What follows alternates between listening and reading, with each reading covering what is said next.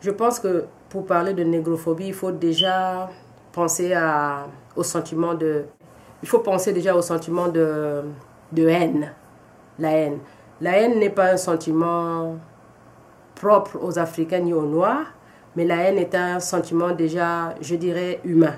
Donc on trouve des gens qui ont le sentiment de haine dans toutes les races. Mais donc, je dirais que la haine est générale. On peut dire c'est un sentiment général.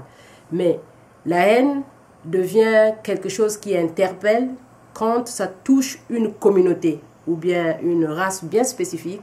À ce niveau-là, ça devient une haine spécifique et si elle est adressée aux Noirs, elle devient négrophobique. Une haine qui est adressée aux Noirs devient négrophobique. Donc, le terme nègre associe trois aspects. Donc, quand on parle de nègre, en fait, on voit le noir africain, le noir black, celui qu'on dit black, c'est-à-dire celui des Amériques, mais aussi le noir de la diaspora. Ça veut dire que le noir qui a été un peu disséminé partout. Donc, les trois termes réunis, c'est ce qu'on appelle le nègre. Maintenant, la phobie, c'est la peur. Phobie veut dire peur. Donc, la peur du nègre veut dire négrophobie. Maintenant, comme dans toute chose, quand tu vas voir le médecin te demande, par exemple, quand vous êtes malade ou tu es malade, tu vas voir le médecin, il te demande pourquoi tu viens, depuis quand la maladie a commencé, et ainsi de suite. Il faut chercher à connaître la cause. Donc, l'ontologie du problème de la négrophobie. La raison initiale qui pousse les gens à être négrophobes. Donc, pour l'aspect ontologique de la négrophobie, il faut se dire qu'il y a beaucoup de choses qui ont été dites à partir d'un sentiment hégémonique sur le plan de, je vais dire, les Occidentaux, pour pénétrer l'Afrique et mettre l'Afrique dans les conditions dans lesquelles l'Afrique se trouve, ont utilisé des astuces.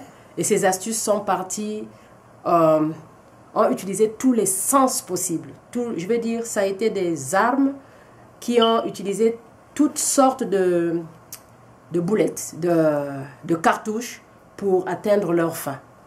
Et l'une des cartouches qui a été utilisée à l'égard justement de l'Afrique pour la maintenir dans l'état où elle se trouve, parce qu'on ne peut pas dissocier la négrophobie de l'Afrique, parce que tout noir vient d'Afrique à l'origine. Donc, ce qui a été utilisé, c'est le sentiment hégémonique pour installer le pouvoir, l'Occident, je veux dire l'Européen et ceux qui sont des ressortissants du Nord, ont utilisé une arme qui, je dirais, entre guillemets, un peu fatale pour les Africains, donc les nègres. Et cette arme a été justement utiliser tout ce qui est dégradant contre les Noirs, en tenant compte d'abord des apparences des Noirs, en tenant compte de leur culture, leur tradition. Tout ça, on a fait de telle sorte que ça paraisse sauvage, subhumain, sous-humain et non civilisé. Donc, quand ils ont mis en route tout un arsenal de dégradation de l'homme noir, la négrophobie a commencé en même temps, parce que c'est un sentiment de rejet de l'autre. Parce que, qu'est-ce qui nous attire? Ce qui nous attire nous rend compatibles. Ce qui ne nous attire pas, on refoule. Il y a la loi de l'attraction et de la réjection qui se trouve là. Donc, je pense pour ma part que la négrophobie est un sentiment qui a été travaillé par l'Occident pour mettre le noir dans la condition où il se trouve. C'est quelque chose, c'est une arme insidieuse, c'est une arme souterraine utilisée contre le noir pour le maintenir dans une situation de dépendance morale, intellectuelle, à tous les niveaux, une sorte d'asservissement, une sorte d'esclavage mental dans lequel on l'a maintenu à partir d'une dégradation bien orchestrée, bien travaillée. C'est subtil, c'est très très subtil. Je ne sais pas si je me suis un peu parfait. éclaircie. Je pense que la négrophobie est simplement le racisme, mais le racisme contre les peuples de la même couleur. Il y a beaucoup des exemples de la négrophobie. Par exemple, ici, aux États-Unis, dans la communauté noire, il y a un débat entre les Français et aussi les Clairs. Et les Français pensent que les Clairs sont meilleurs ou qu'ils ont une bonne vie et tout ça.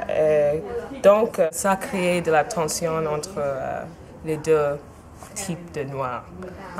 Et moi, je pense que l'idée de la négrophobie vient de l'esclavage, la période de l'esclavage, quand les Clairs étaient dans la maison et les Français étaient dans la ferme. Oui, c'est tout. Ok, concernant la négrophobie, je pense que la négrophobie, d'abord, pour moi, quelqu'un qui est négrophobe, c'est quelqu'un qui est d'abord de couleur noire et qui n'aime pas aussi le noir. Et je pense que cette négrophobie peut venir de diverses raisons. Il peut être de façon culturelle, c'est-à-dire, si je prends le cas des Antillais par exemple, ils ne se considèrent pas noirs.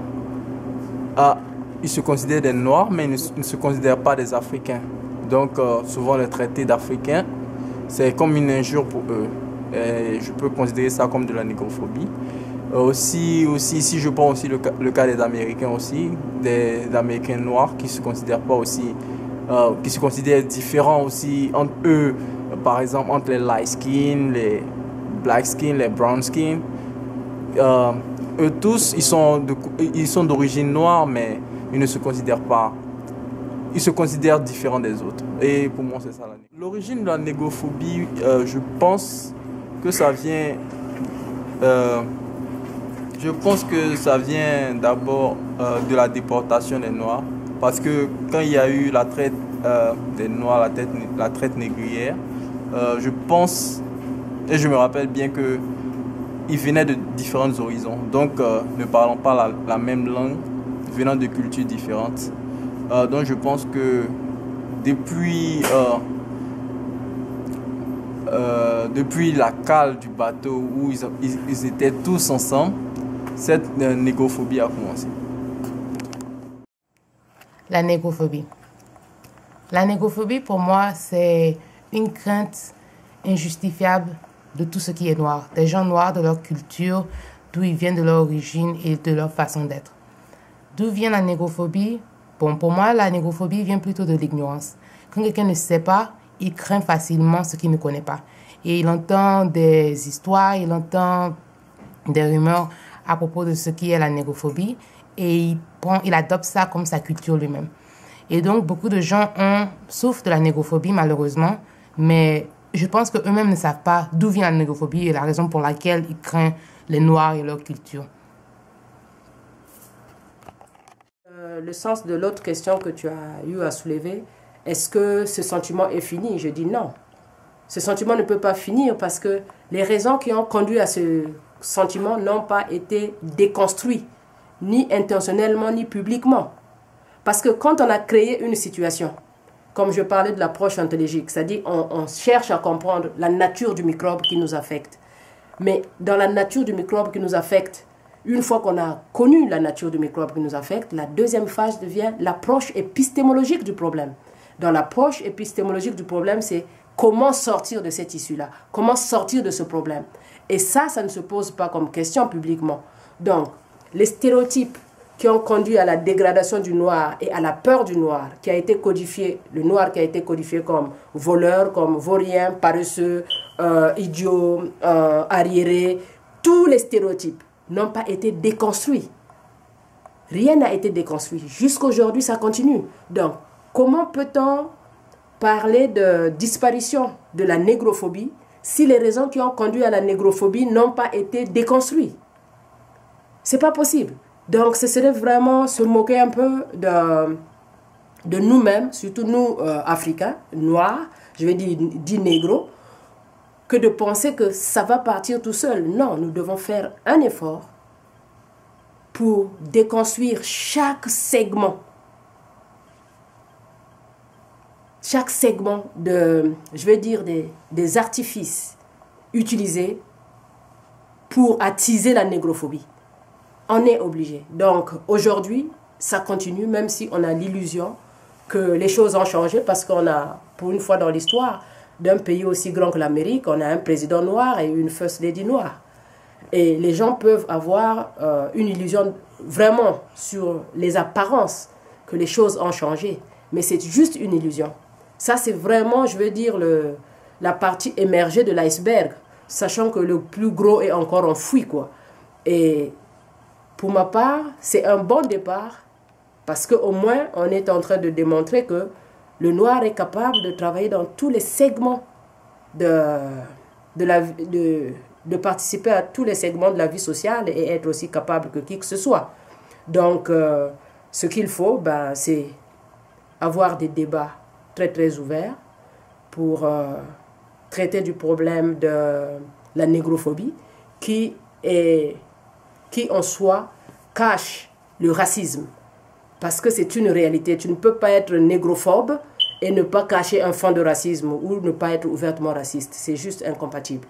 Donc, ce problème doit être vu sur le plan interne, personnel, mais aussi sur le plan interpersonnel. Et à côté de ça, nous devons aussi aborder le problème sur le plan systémique, le plan général. Donc, voir comment les institutions et les structures participent à la propagation de la négrophobie. Parce que ça existe. Quand on prend deux enfants, un petit noir et puis un petit blanc, ces deux enfants ne partent pas sur le même... n'ont pas les mêmes avantages à l'origine. Parce que quand on regarde Internet, Internet est bourré de tous les aspects dégradants qui, en fait, diminuent l'enfant noir.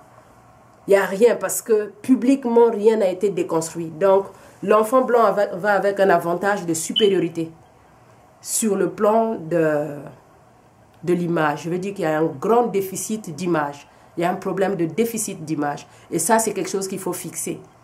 Il faut le fixer parce que ces deux enfants doivent partir sur le même point d'égalité. On ne peut pas accepter que les livres, les ouvrages qui ont été écrits donnent plus de pouvoir à un enfant blanc qu'à un enfant noir. Il n'y a qu'à voir les ouvrages scolaires.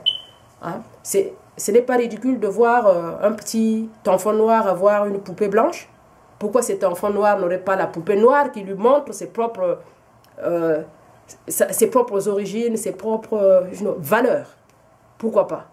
Donc, c'est un peu de tout. Je veux dire, les deux approches doivent être vues de façon profonde, rationnelle, circonstanciée et, je veux dire, en relation avec ce que nous sommes aujourd'hui.